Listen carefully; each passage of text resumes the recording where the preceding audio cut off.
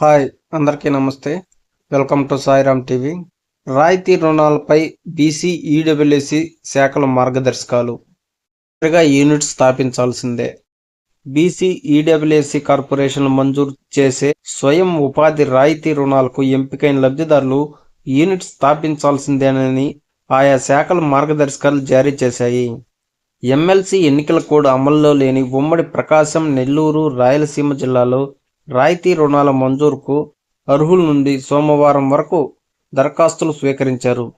2024-25 ఏడాదికి ఆయా జిల్లాల్లో 15,362 మంది బీసీలకు రాయితీ రుణాలు ఇవ్వాలని ప్రభుత్వ లక్ష్యం నిర్దేశించుకోగా 1.25 లక్షల మంది దరఖాస్తు చేశారు.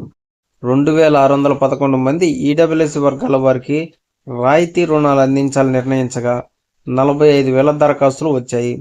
వీటిలో అర్హులను గుర్తించేందుకు మంగళవారం నుంచి ఎంపీడీఓ, మున్సిపల్ కార్యాలయాల్లో ఇంటర్వ్యూలు నిర్వహించారు.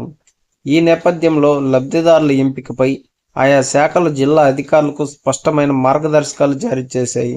అనర్హులను ఎంపిక చేసినా, అర్హులు యూనిట్ ఏర్పాటు చేయకపోయినా డిఈలపై చర్యలు ఉంటాయని మార్గదర్శకాల్లో పేర్కొన్నారు. మార్చి 15 నుంచి 25 తేదీలోపు లబ్ధిదారుల బ్యాంక్ ఖాతాలో రాయితీ జమ. నిర్దేశిత లక్ష్యం కంటే దరఖాస్తులు ఎక్కువగా రావడంతో క్షేత్రస్థాయి పర్యటనలో అనర్హులుగా తేలిన వారి స్థానంలో అర్హులను ఈ నెల 25వ తేదీలోగా గుర్తించాలని అధికారులు ఆదేశాలిచ్చారు. ఎంపిక చేసిన లబ్ధిదారుల జాబితాను కలెక్టర్ ఆమోదించిన తరువాత మార్చి 8వ తేదీ నుంచి 12వ తేదీ మధ్య ఆయా కార్పొరేషన్లు బ్యాంకులకు రాయితీని జమ చేస్తాయి. డాక్యుమెంటేషన్ పూర్తయిన తరువాత బ్యాంకులు ప్రభుత్వం విడుదల చేసిన రాయితీ రుణాన్ని 17వ తేదీ నుంచి 20వ తేదీ మధ్య లబ్ధిదారుల బ్యాంక్ ఖాతాలో జమ చేయాలి. యూనిట్ గ్రౌండింగ్ అయిన తరువాత జియో ట్యాగింగ్ తప్పనిసరి.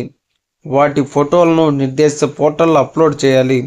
యూనిట్లు ఏర్పాటు తర్వాత నియోజకవర్గ స్థాయిలో జిల్లా ఇన్ఛార్జ్ మంత్రి, స్థానిక ప్రజాప్రతినిధుల ఆధ్వర్యంలో సాయం పంపిణీకి ప్రత్యేక సమావేశాలు నిర్వహిస్తారు.